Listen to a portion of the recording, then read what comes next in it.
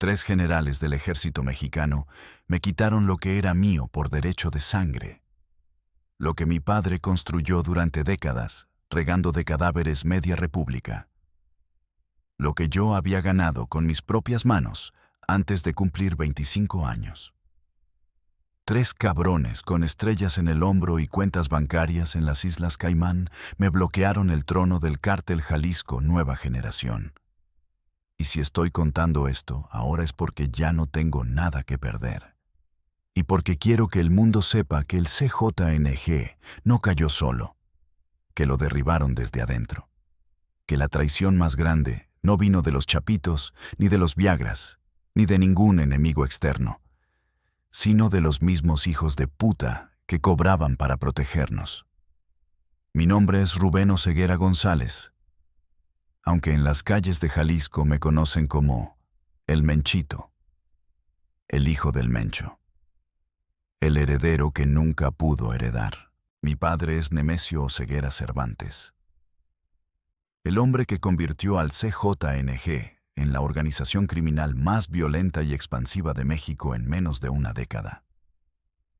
El cabrón que le declaró la guerra al ejército mexicano, con un video donde sus sicarios quemaban camionetas militares y mandaban el mensaje de que en Jalisco no había autoridad más grande que la suya. Ese es mi padre. Ese es el apellido que cargo, y durante años creí que ese apellido era mi escudo, mi garantía, mi boleto al poder absoluto. Crecí en Guadalajara, pero me formé en la Sierra de Jalisco, en los ranchos donde mi padre construyó su base de operaciones, donde los hombres andaban armados como ejércitos privados, y donde desde niño aprendí que el respeto se gana con miedo y que el miedo se genera con violencia. No tuve infancia normal, no fui a la escuela con otros niños, no jugué fútbol en la calle, no tuve amigos que no fueran hijos de narcos. Desde que tengo memoria, estuve rodeado de armas, de hombres con radios y cuernos de chivo, de conversaciones en clave sobre plazas y cargamentos y levantones. Mi madre, Jessica Johanna Oseguera, trató de darme algo parecido a una vida normal dentro de lo que se podía. Me enseñó a leer, me puso maestros privados, me habló de religión y de valores, como si eso fuera compatible con la realidad que nos rodeaba. Era una mujer buena atrapada en un mundo que no eligió, igual que la mayoría de las mujeres que terminan al lado de los grandes capos. La quiero. Siempre la he querido. Pero la verdad es que ella tampoco pudo salvarme de lo que era inevitable. Tuve mi primera pistola a los 12 años. No fue un regalo de cumpleaños ni nada dramático. Simplemente uno de los hombres de mi padre me la puso en la mano un día en el rancho y me dijo que era hora de aprender, que el hijo del Mencho no podía crecer sin saber defenderse. Era una Glock 17. Pesaba más de lo que yo esperaba. Tenía ese olor a aceite y metal que después aprendí a asociar con el poder.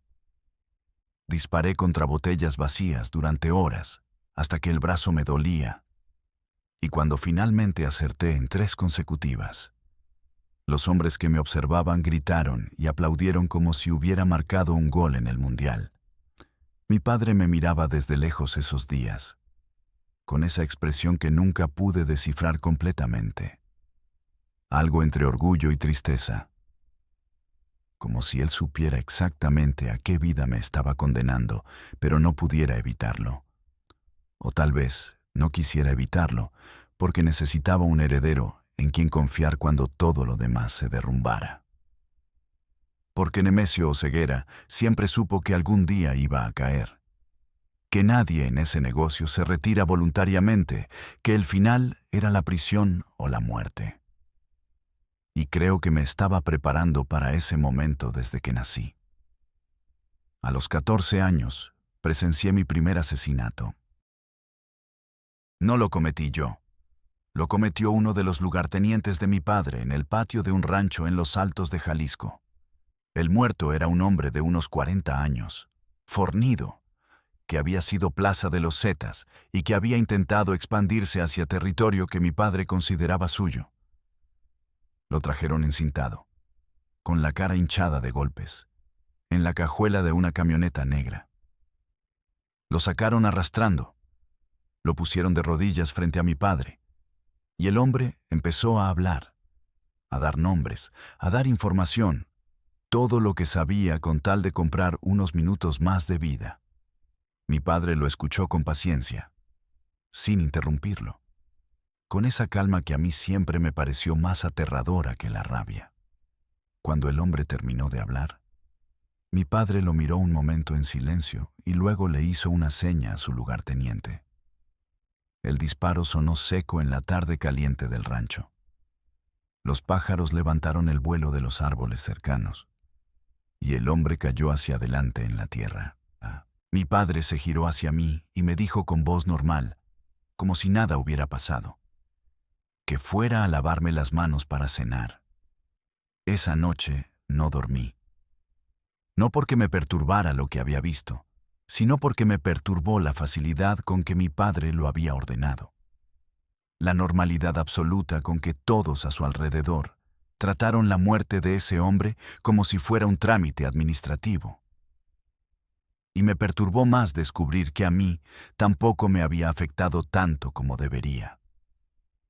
Que algo en mi interior ya estaba calibrado para absorber la violencia sin quebrarse. A los 16 años fui arrestado por primera vez. No fue por nada serio. Me agarraron con una pistola sin licencia en Guadalajara, pero el arresto duró exactamente 4 horas antes de que llegara un comandante a sacarme de la celda con disculpas y una actitud servicial, que me mostró por primera vez el poder real que tenía mi apellido. El comandante me llevó personalmente a la salida. Me devolvió mis pertenencias. Me dijo que lamentaba el malentendido, que sus hombres no habían sabido quién era yo. Y en ese momento, parado en la puerta de esa delegación en Guadalajara con 16 años, sentí algo que solo puedo describir como euforia. La certeza absoluta de que las reglas que aplican para todo el mundo no aplicaban para mí. Ese fue el momento en que vendí mi alma. Si es que todavía tenía una para entonces. No fue frente a ningún altar ni en ninguna ceremonia. Fue en la puerta de una delegación de policía con un comandante corrupto, doblando el espinazo frente a mí por miedo a mi apellido. Entendí que el poder de mi padre era mi poder. Que el terror que él había sembrado era mi herencia. Y que lo único que tenía que hacer para reclamarla era demostrar que era digno de llevar ese apellido. Los años siguientes los dediqué a construir mi propia reputación dentro del CJNG, no como el hijo del mencho que se aprovechaba del nombre de su padre, sino como un operador independiente que sabía tomar decisiones, que sabía manejar hombres, que sabía cuándo negociar y cuándo matar. Empecé manejando pequeñas operaciones en Jalisco, supervisando puntos de distribución, coordinando el movimiento de cargamentos entre municipios. Mi padre me observaba desde lejos, me dejaba cometer errores y aprender de ellos. Nunca intervenía a menos que la situación se pusiera verdaderamente crítica. Mi primer levantón lo ordené a los 18 años. Un contador que trabajaba para el CJNG estaba robando, desviando porcentajes de las ganancias hacia cuentas propias, pensando que la complejidad de las finanzas del cártel era suficiente pantalla para sus robos. Lo descubrí yo mismo revisando los registros, identifiqué las discrepancias, rastreé los movimientos. Fui a ver a mi padre, le presenté la evidencia, y él me dijo que era mi problema y que lo resolviera como considerara apropiado. Esas palabras fueron mi bautismo real. Mandé a 3 hombres a recoger al contador en su casa de Zapopan. Un tipo de 40 años con familia, con hijos en la escuela, con una vida doble de clase media respetable. Lo trajeron a una de nuestras casas de seguridad en la madrugada. Lo tuvimos ahí 2 días mientras yo personalmente lo interrogaba sobre cada peso que había desviado, sobre las cuentas donde estaba el dinero, sobre si había alguien más involucrado. Confesó todo. Devolvió todo lo que pudo. Implicó a 2 de sus cómplices. Al tercer día tomé la decisión que tenía que tomar. No estuve presente cuando lo ejecutaron. Lo mandé por teléfono como había visto hacer a mi padre docenas de veces. Ese detalle, la frialdad de ordenar una muerte por teléfono sin estar presente, es lo que más me persigue hasta hoy. La noticia corrió dentro del CJNG. El Menchito no era un niño de papá. Era alguien que tomaba decisiones reales y que las ejecutaba sin dudar. Los hombres empezaron a mirarme diferente, a tratarme con el respeto que se gana cuando demuestras que no tienes miedo de hacer lo necesario. Y mi padre, cuando se enteró de cómo había manejado todo, me llamó a su rancho y por primera vez en mi vida me dio un abrazo real, de esos que duran más de un segundo, y me dijo que estaba orgulloso de mí. Eso fue suficiente para mí en ese momento. El orgullo de ese hombre valía más que cualquier cantidad de dinero o poder. Pero ahora, desde donde estoy hoy, entiendo que ese abrazo fue también la firma de mi condena. La confirmación de que yo iba a seguir ese camino hasta el final. Que no había manera de salirme porque mi padre ya me había incorporado completamente al engranaje. Ya era una pieza del CJNG que no podía simplemente retirarse sin consecuencias. Para cuando cumplí 20 años, ya manejaba operaciones en 3 estados. Ya tenía mi propia célula de sicarios. Ya tenía mis propios contactos en el gobierno y en las fuerzas de seguridad. El dinero fluía de maneras que yo nunca había imaginado. Millones de pesos semanales solo de mi territorio. Sin contar los porcentajes que subían hacia mi padre y la estructura central del cártel. Compré mi primera casa propia, después una segunda, después ranchos. Tenía camionetas blindadas, escoltas. La vida que había visto vivir a mi padre desde niño y que ahora era la mía. Y fue en esa época de ascenso cuando conocí a los 3 generales que eventualmente iban a destruirlo todo. No voy a dar sus nombres completos porque, aunque ya no me importa morir, todavía me importa no morir mañana. Los voy a llamar el General Norte, el General Centro y el General Sur. Por las regiones donde operaban, los 3 eran figuras importantes dentro del ejército mexicano, con rangos reales, con carreras militares largas, con condecoraciones y reconocimientos públicos. Y los 3 estaban en nómina del CJNG desde hacía años, cobrando cantidades que habrían hecho sonrojar a cualquier senador corrupto. Los conocí a través de mi padre en una reunión que se hizo en un rancho de Michoacán. Una de esas reuniones que en teoría nunca ocurren, pero que ocurren constantemente, donde el narco y el Estado se sientan a la misma mesa a negociar los términos de su convivencia. Mi padre me llevó a esa reunión específicamente para presentarme, para mostrarles a esos hombres quién iba a ser su interlocutor cuando él ya no estuviera. Me miraron con esa mezcla de evaluación y desdén que los militares reservan para los civiles. Pero cuando mi padre habló de mí con el tono que usaba cuando algo le importaba de verdad, los vi ajustar su actitud. El General Norte fue el primero en extenderme la mano. Un hombre de unos 55 años, corpulento, con bigote canoso y ojos de reptil que no mostraban ninguna emoción mientras evaluaban todo a su alrededor. Me dijo que había escuchado cosas buenas sobre mí, que esperaba que la transición cuando llegara fuera fluida y sin complicaciones. Sus palabras sonaban a felicitación, pero yo sentía algo más debajo. Una advertencia, una declaración de poder. Él ya estaba pensando en la transición, ya estaba calculando cómo ese cambio iba a afectar sus propios intereses. Ese día en Michoacán fue la primera vez que entendí que el verdadero poder en México no está en los capos, sino en los generales. Que los narcotraficantes somos los empleados y ellos son los dueños reales del negocio. Que toda la estructura criminal de este país existe con su permiso y se derrumba cuando ellos deciden que ya no les conviene mantenerla. Y lo que yo no sabía entonces, lo que tardé años en entender completamente, es que esos 3 generales ya tenían un plan para después de mi padre, y ese plan no me incluía a mí. Los años entre esa reunión en Michoacán y el momento en que todo se derrumbó fueron los más intensos de mi vida, los que me formaron completamente como operador del CJNG, y también los que sembraron las semillas de mi propia destrucción. Porque en ese mundo, mientras más subes, más visible te vuelves. Y mientras más visible eres, más gente empieza a calcular cómo pueden usarte o eliminarte según les convenga.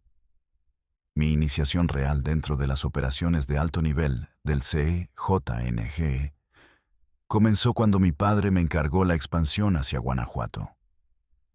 Para entonces el cártel ya controlaba Jalisco, Colima, partes de Michoacán y varios corredores estratégicos hacia la frontera. Pero Guanajuato era un territorio que el Santa Rosa de Lima y otras organizaciones regionales todavía disputaban con uñas y dientes. Mi padre me dijo que quería esa plaza limpia en 6 meses, que los recursos estaban disponibles, que los contactos políticos ya habían sido aceitados, y que lo único que faltaba era la voluntad de ejecutar. Entré a Guanajuato con 120 hombres armados, la mayoría veteranos de otras campañas de expansión del CJNG. Gente que había peleado en Veracruz, en Zacatecas, que sabía exactamente cómo operar en territorio enemigo. Establecimos primero las rutas de suministro, después los puntos de distribución. Después empezamos a presionar a los operadores locales. O se integraban al CJNG bajo nuestras condiciones, o desaparecían. La mayoría eligió integrarse, porque nadie quiere morir por defender la plaza de otro. Los que no quisieron entender recibieron mensajes más directos. El primer mensaje grande lo mandamos en Celaya, una ciudad que se había convertido en bastión del Santa Rosa de Lima. Amanecieron 6 cuerpos encobijados en la entrada principal de la ciudad, con un narcomensaje firmado por el CJNG, que decía que Guanajuato ya tenía nuevo dueño y que quien no aceptara esa realidad iba a terminar igual. El impacto fue inmediato. Los medios nacionales e internacionales cubrieron la noticia. El gobierno federal mandó refuerzos militares a la región y los operadores locales del Santa Rosa empezaron a desertar en masa hacia nosotros. Eso fue lo que le reporté a mi padre. Misión cumplida en 4 meses, 1 mes antes del plazo. Él me llamó por teléfono, una línea segura que cambiábamos cada semana, y me dijo 3 palabras. Así se hace. Para un hombre que hablaba poco y elogiaba menos, esas 3 palabras valían un discurso de 1 hora. Fue durante la campaña de Guanajuato que tuve mi primer contacto directo con el general Centro, el más joven de los 3 y el más peligroso precisamente porque era inteligente y paciente. Me buscó a través de intermediarios. Me mandó un mensaje pidiendo una reunión. Me dijo que había asuntos de coordinación que necesitaban discutirse directamente entre nosotros sin involucrar a mi padre. Esa solicitud de discreción respecto a Nemesio debió haberme puesto en guardia desde el principio. Pero yo estaba demasiado envanecido con mis éxitos recientes para ver la trampa que se estaba tendiendo. Nos reunimos en un hotel de Querétaro, el tipo de hotel de negocios anónimo donde nadie hace preguntas. El general Centro llegó de civil, sin escoltas visibles, aunque yo sabía que los tenía distribuidos en el lobby y el estacionamiento. Era un hombre de unos 48 años, delgado, con cara de académico más que de militar, el tipo de oficial que llegó donde llegó por cerebro y no por cojones. Me habló con esa cortesía fría que en México significa exactamente lo contrario de lo que parece. Me ofreció café, me preguntó por mi familia. Se interesó por mi salud como si fuéramos viejos amigos. Luego, sin transición, me habló de negocios. Me dijo que la expansión en Guanajuato había generado demasiada visibilidad, que el gobierno federal estaba bajo presión internacional para mostrar resultados en la lucha contra el CJNG, que necesitaban sacrificar algo para aliviar esa presión. Me habló de estadísticas de violencia, de reportes de la DEA, de presión del Departamento de Estado americano. Me habló como si yo fuera un colega con quien compartía un problema administrativo, en lugar de un narco al que estaba manejando. Al final de esa conversación, me quedó claro lo que el general Centro estaba diciendo sin decirlo directamente. Necesitaban entregarle algo al gobierno federal, alguna captura espectacular que les permitiera respirar. Y la pregunta implícita en todo lo que dijo era si yo estaba dispuesto a colaborar en identificar ese sacrificio, o si prefería que el sacrificio fuera yo mismo. Salí de ese hotel en Querétaro con una sensación que no había sentido desde niño. Miedo real. No el miedo de las balas o de los enemigos, sino el miedo frío de entender que estás siendo jugado por alguien más inteligente que tú en un tablero que ellos diseñaron. Llamé a mi padre esa noche. Le conté todo lo que el general Centro me había dicho, esperando que él tuviera la respuesta, que me dijera cómo manejar esta situación.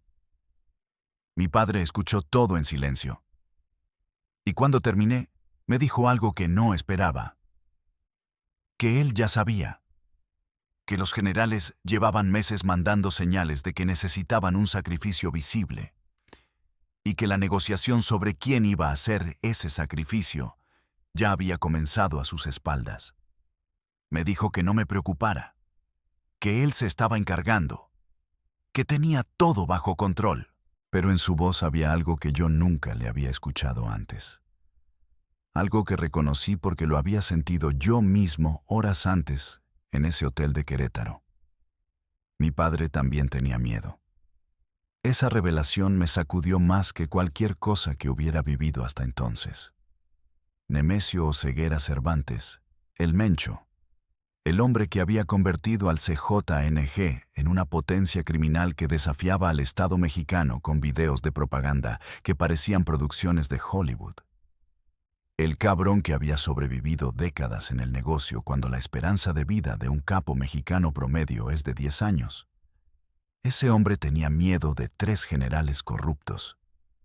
Lo que eso significaba era que esos generales tenían un poder real que iba más allá de lo que yo había imaginado. Que su influencia llegaba a lugares donde ni el dinero ni los sicarios del CJNG podían alcanzar. Las semanas siguientes fueron una danza macabra de negociaciones indirectas, mensajes en clave, reuniones que se cancelaban y se reorganizaban.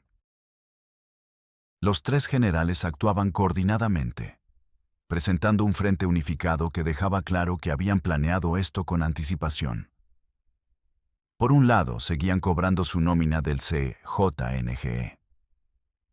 Por otro lado, estaban negociando con el gobierno federal los términos de algún acuerdo que nosotros no podíamos ver completamente.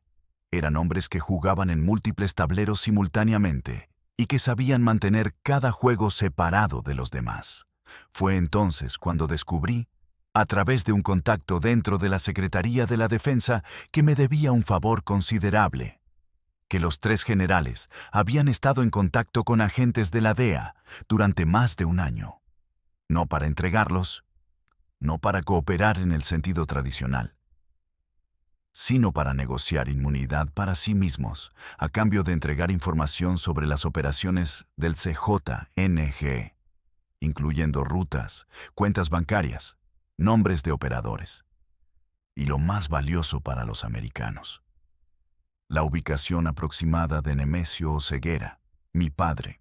Cuando leí ese reporte en papel, en la oficina de mi contacto en la Ciudad de México, sentí que el mundo se movía debajo de mis pies. Los hombres que mi padre había pagado durante años para que lo protegieran, estaban vendiéndolo a los americanos, usando la información que habían acumulado durante años de acceso privilegiado al CJNG para comprar su propio futuro seguro. Y no era solo una traición personal. Era una jugada maestra de supervivencia de parte de 3 hombres que sabían exactamente cuándo y cómo bajarse de un barco antes de que se hundiera. Corrí a decirle a mi padre todo lo que había descubierto. Esta vez la conversación fue en persona, en uno de sus escondites en la Sierra de Jalisco, un lugar al que llegué después de 4 horas de viaje en diferentes vehículos para asegurarme de que no me siguieran. Mi padre me escuchó sentado en una silla de madera en el patio de ese rancho, con esa calma que a veces es sabiduría y a veces es resignación. Y cuando terminé de hablar, me miró un momento antes de responder. Me dijo que lo que yo había descubierto era importante, pero que no cambiaba el problema fundamental. Que el CJNG se había vuelto demasiado grande, demasiado visible, demasiado amenazante para demasiados intereses, tanto mexicanos como americanos. Me dijo que había momentos en la historia de cualquier organización criminal en que el sistema que la había tolerado decidía que era más conveniente destruirla que seguir conviviendo con ella, y que él creía que habíamos llegado a ese momento. Me dijo que había estado preparando contingencias, que tenía dinero y rutas de escape para la familia, que si llegaba el momento de dispersarse, yo necesitaba estar listo para desaparecer. Y luego me dijo algo que no esperaba, que si él caía, yo no debía intentar reconstruir el CJNG bajo mi nombre, que ese era exactamente el movimiento que nuestros enemigos estaban esperando para tener una excusa de eliminarnos a todos, que la única manera de sobrevivir era saber cuándo soltar y desaparecer. Mi padre, el hombre que había construido el cártel más violento de México, me estaba diciendo que no lo heredara, que lo dejara morir con él si llegaba a ese momento. No le hice caso. Esa fue mi gran equivocación, el error fatal del que no me iba a poder recuperar. Porque cuando meses después las cosas se pusieron críticas, cuando el cerco se empezó a cerrar y la estructura del CJNG empezó a crujir bajo la presión combinada del ejército, la marina y los americanos, yo no solté, no desaparecí, me quedé peleando por lo que consideraba mi herencia legítima. Y los 3 generales, que habían estado esperando exactamente esa decisión de mi parte, usaron mi negativa a soltar como la justificación perfecta para activar todo lo que habían estado preparando durante meses. La primera señal concreta de que el plan de los generales estaba en marcha llegó una madrugada de martes, cuando cayeron simultáneamente 16 de nuestros principales operadores en 5 estados diferentes. No fue una coincidencia operativa. Fue una operación coordinada con información perfecta, el tipo de coordinación que solo es posible cuando alguien con acceso total a tu estructura interna está guiando a las autoridades en tiempo real. En una sola noche, perdimos a gente que había tardado años en formar. Contactos que eran irreemplazables, rutas que habíamos construido con sangre y millones de pesos en sobornos. Esa noche llamé al General Norte directamente, algo que rompía todos los protocolos de seguridad, pero que ya no me importaba. Le grité que sabía lo que estaba haciendo, que teníamos evidencia de sus tratos con la DEA, que si creía que nos iba a poder destruir tan fácilmente, estaba muy equivocado. El general me escuchó sin interrumpirme, y cuando terminé, me respondió con una calma que me heló la sangre. Me dijo que yo era un niño jugando en un mundo de adultos, que mi padre había sido un hombre de negocios razonable, pero que yo era un problema emocional que ningún socio racional podía tolerar, y que lo que estaba pasando no era traición, sino simplemente el cierre ordenado de una relación comercial que había llegado a su fecha de vencimiento. Luego, colgó el teléfono, y 2 días después intentaron matarme por primera vez. El atentado fue en Zapopan, a las 11 de la mañana de un miércoles normal, cuando yo salía de una casa de seguridad que supuestamente solo conocían mis hombres de mayor confianza. 3 camionetas negras sin placas me cerraron el paso en una avenida transitada. Y si no hubiera sido porque uno de mis escoltas vio el movimiento 2 segundos antes y gritó: «Hoy no estaría contando esto». Nos bajamos de las camionetas disparando. Fue un tiroteo de 4 minutos que dejó 2 de mis hombres muertos. Uno de los atacantes capturado vivo. Y a mí, con un rozón de bala en el hombro izquierdo, que todavía me duele cuando llueve. Al atacante capturado lo interrogué yo mismo esa tarde en un bodegón en las afueras de Guadalajara. El hombre tardó exactamente 40 minutos en hablar. No porque fuera valiente, sino porque tenía más miedo de quien lo había mandado que de lo que yo le pudiera hacer. Pero al final habló, como hablan todos. Porque el dolor tiene una manera de reorganizar las prioridades de cualquier ser humano. Me dijo que la orden había venido a través de 3 intermediarios, que él no conocía al cliente final, pero que el pago había sido en dólares americanos y que los coordinadores del operativo usaban terminología y protocolos que él reconocía de sus años en el ejército. No necesité más confirmación. Los generales no solo me estaban bloqueando el acceso al liderazgo del CJNG, me estaban eliminando físicamente porque yo sabía demasiado, porque yo era la única persona que tenía evidencia de sus tratos con la DEA, porque mi existencia era un riesgo para el acuerdo que habían construido durante años. No era personal, era exactamente lo que el general Norte me había dicho. El cierre ordenado de una relación comercial. Y yo era la cláusula pendiente que había que liquidar. Moví a toda mi familia esa misma noche, mi madre, mi hermana, las personas que me importaban. Las saqué de Guadalajara hacia destinos diferentes. Les di dinero, documentos, instrucciones de no contactarme por ningún medio conocido.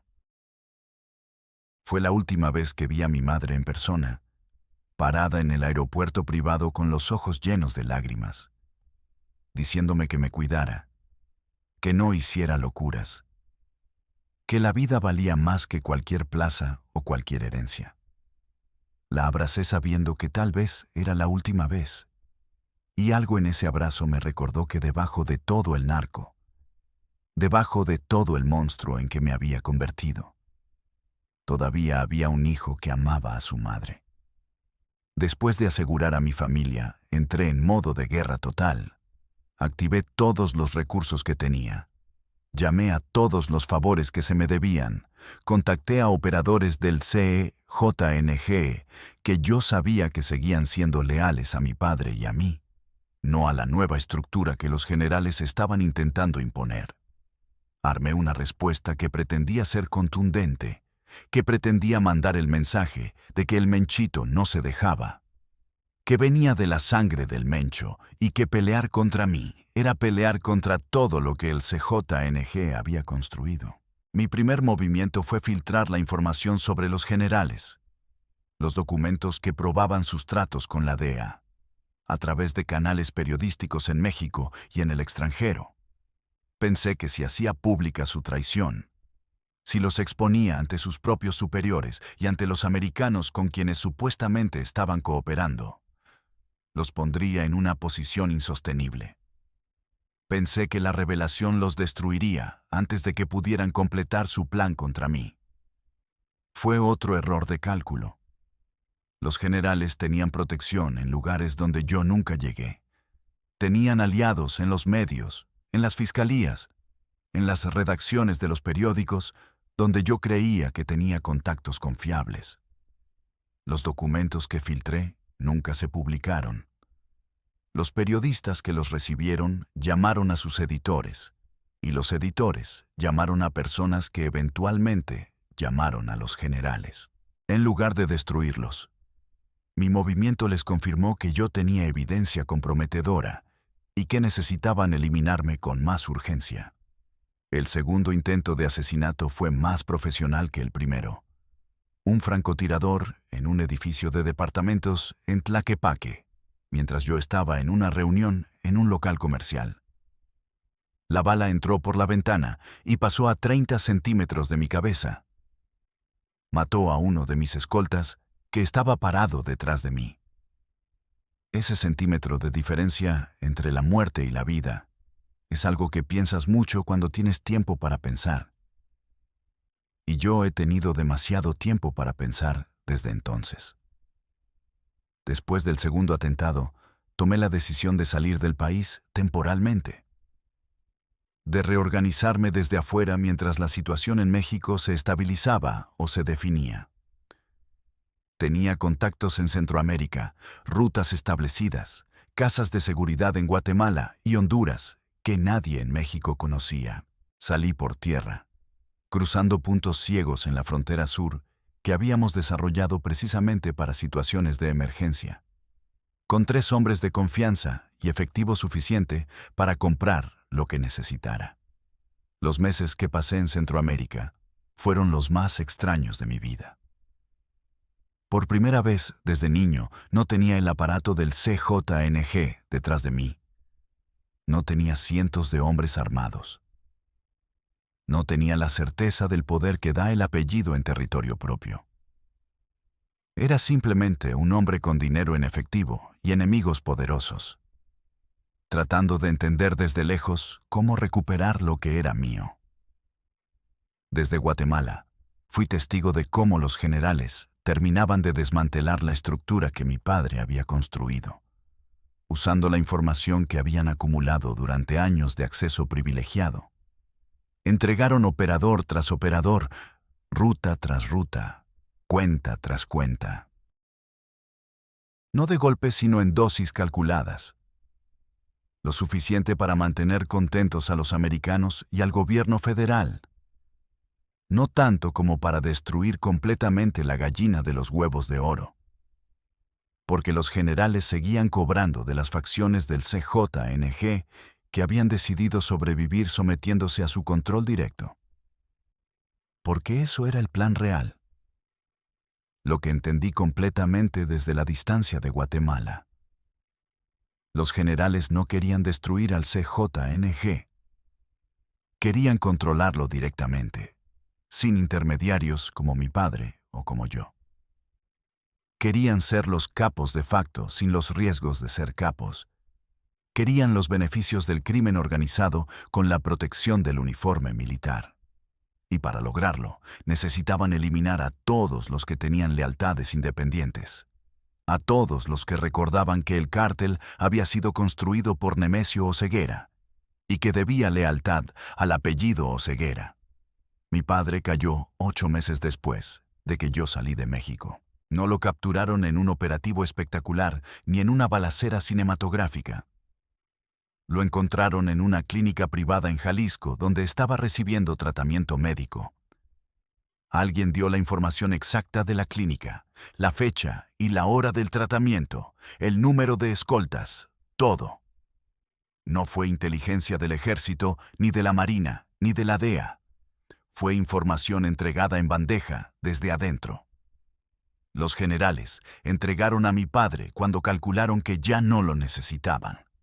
Cuando el proceso de transición estaba suficientemente avanzado para que su captura no desestabilizara lo que habían construido. Cuando vi la noticia en mi teléfono en una casa de Guatemala, con la imagen de mi padre esposado siendo trasladado por soldados con el rostro cubierto, sentí un vacío que no puedo describir adecuadamente. No fue solo tristeza ni solo rabia. Fue la sensación física de que algo fundamental en mi mundo había dejado de existir.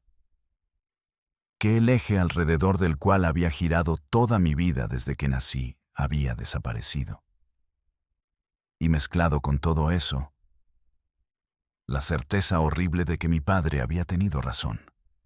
Que yo debía haber escuchado cuando me dijo que no intentara heredar el cártel. Que la única salida era soltar y desaparecer. Pero ya era tarde para eso también. Porque los generales no iban a dejarme desaparecer en paz.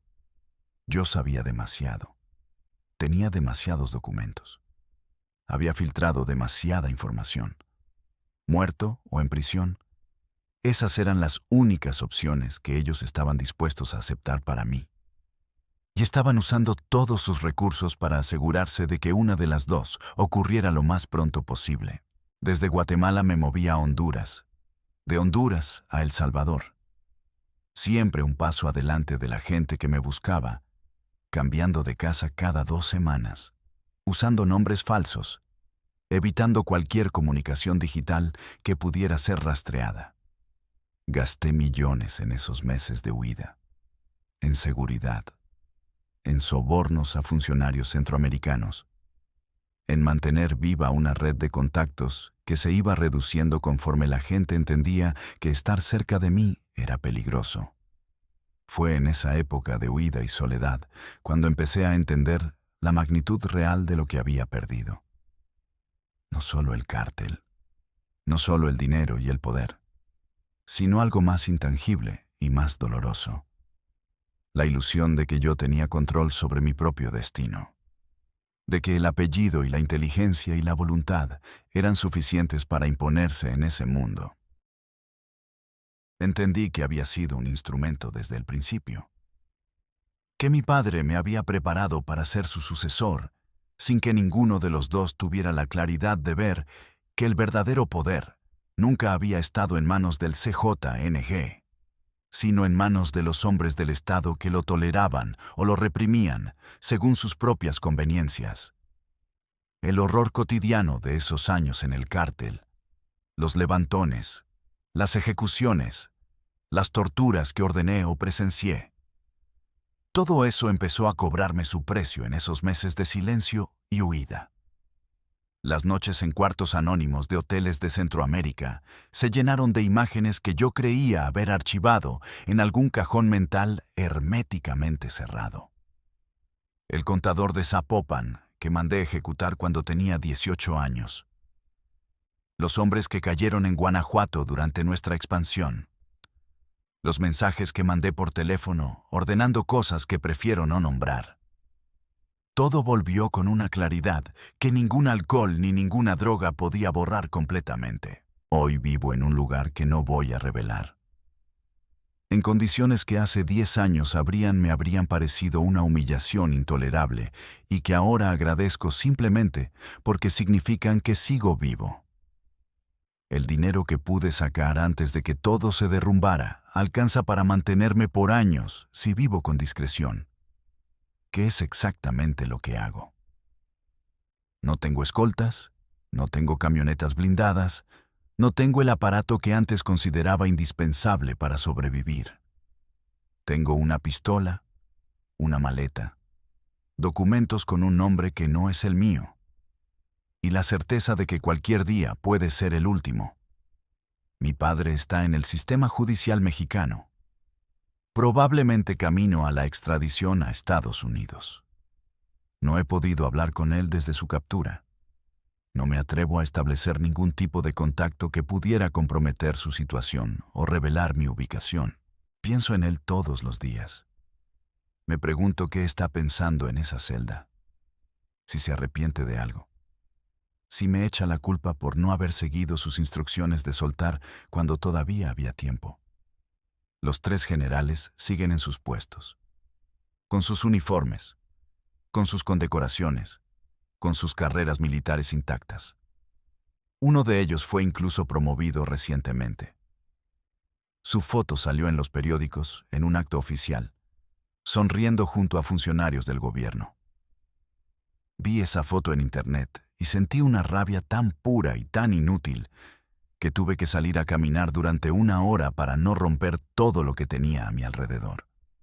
Esos cabrones van a morir en sus camas, rodeados de familia, con honores militares, mientras yo vivo escondido y mi padre se pudre en una celda.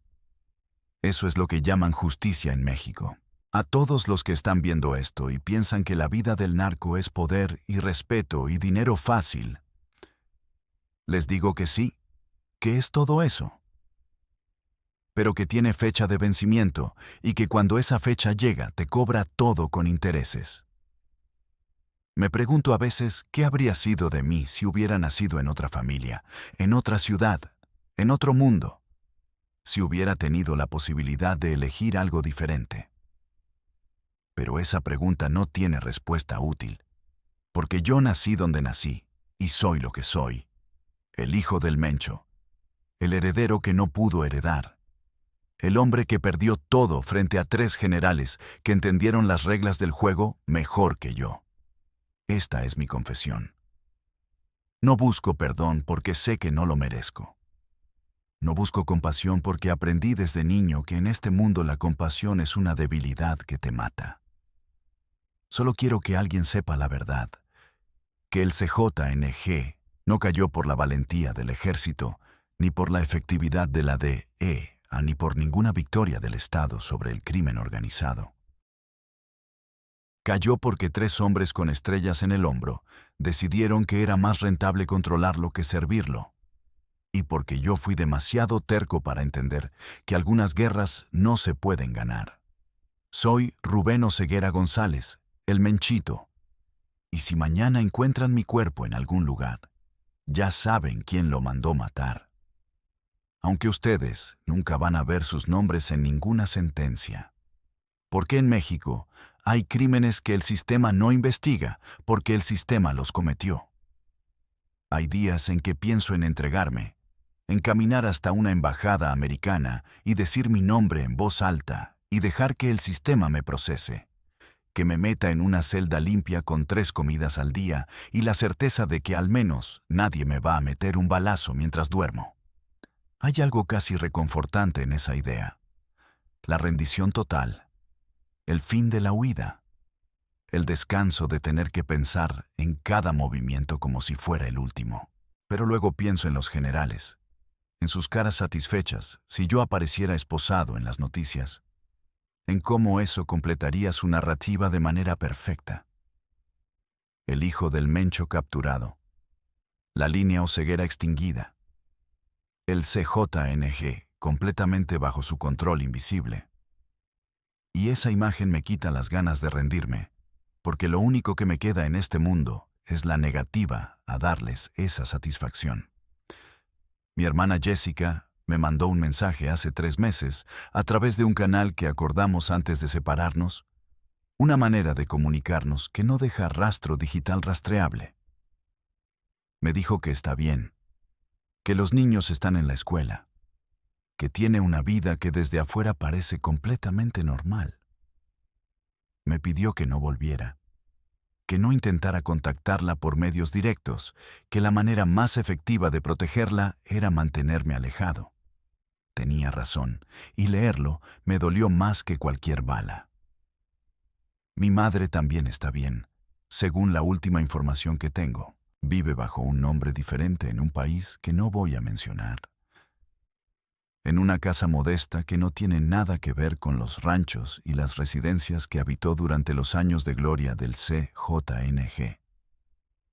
Me han dicho que va a misa todos los días, que reza por mi padre y por mí, que le pide a Dios una misericordia que los 2 sabemos que no merecemos, pero que ella sigue pidiendo porque es el único acto de amor que puede hacer desde la distancia. Pienso mucho en la gente que murió por mi culpa. No los operadores del cártel, no los sicarios que murieron en batallas que yo ordené. Esos hombres sabían los riesgos cuando eligieron ese camino.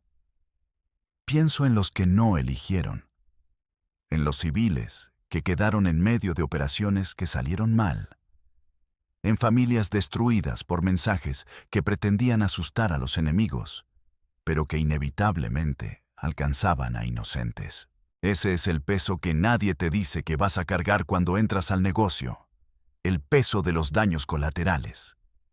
¿Qué es otro nombre civilizado para los muertos que no tenían nada que ver, pero que de todas formas quedaron en el camino? Los 3 generales están construyendo algo nuevo sobre las ruinas del CJNG original. Una estructura más sofisticada, más difícil de detectar, más integrada dentro de las instituciones del Estado mexicano. Lo que mi padre construyó desde afuera del sistema, ellos lo están construyendo desde adentro. Y eso es infinitamente más peligroso porque no tiene cara visible, No tiene un capo que aparezca en las listas de los más buscados. No tiene un punto de presión que los americanos puedan identificar y neutralizar. Es el crimen organizado perfecto, invisible, porque usa el uniforme del Estado como camuflaje. Eso es lo que quiero que quede registrado de esta confesión, más que cualquier otra cosa. Que el enemigo no siempre tiene el aspecto del enemigo. Que en México los hombres más peligrosos no son los que andan con cuernos de chivo en los cerros, sino los que andan con estrellas en los hombros en los pasillos del poder. Que el narco en este país no es una amenaza externa al Estado, sino una función interna del mismo. Que la guerra contra el crimen organizado es en muchos casos una guerra entre facciones del Estado que se pelean el control del negocio. Tengo documentos, todavía los tengo. Copias digitales repartidas en lugares que solo yo conozco, con instrucciones para que salgan a la luz si algo me pasa. Los generales lo saben. Es parte de lo que me ha mantenido vivo hasta ahora. El seguro de vida más básico en un mundo donde la única moneda real es la información. Mientras esos documentos existan y mientras yo sea el único que sabe dónde están, soy más valioso vivo que muerto. Ese equilibrio frágil es lo único que se interpone entre yo y una ejecución. Pero los equilibrios frágiles se rompen. Lo he visto suficientes veces para saber que ninguna póliza de seguro es permanente. Que eventualmente los generales van a calcular que el riesgo de dejarme vivo supera el riesgo de activar los documentos. O van a encontrar la manera de neutralizar esa amenaza sin tener que dejarme con vida. Cuando ese día llegue, y llegará, espero tener la dignidad de enfrentarlo sin suplicar, que es lo único que me queda de todo lo que alguna vez creí que era. Rubén Oseguera González, el Menchito, el heredero que no heredó nada. Termina aquí su confesión. No con un disparo, ni con esposas, ni con la narrativa heroica que la televisión habría escrito para mí. Termina en el silencio de un cuarto anónimo, con una historia que tal vez nadie creerá completamente, porque la verdad siempre es más extraña y más sucia que la ficción. Mi padre construyó un imperio. 3 generales me lo robaron, y yo cometí el error de creer que el apellido era suficiente armadura para sobrevivir en un mundo donde el verdadero poder nunca tuvo nombre de narco. Eso es todo. Que Dios tenga piedad de los que la merecen, que son definitivamente otros.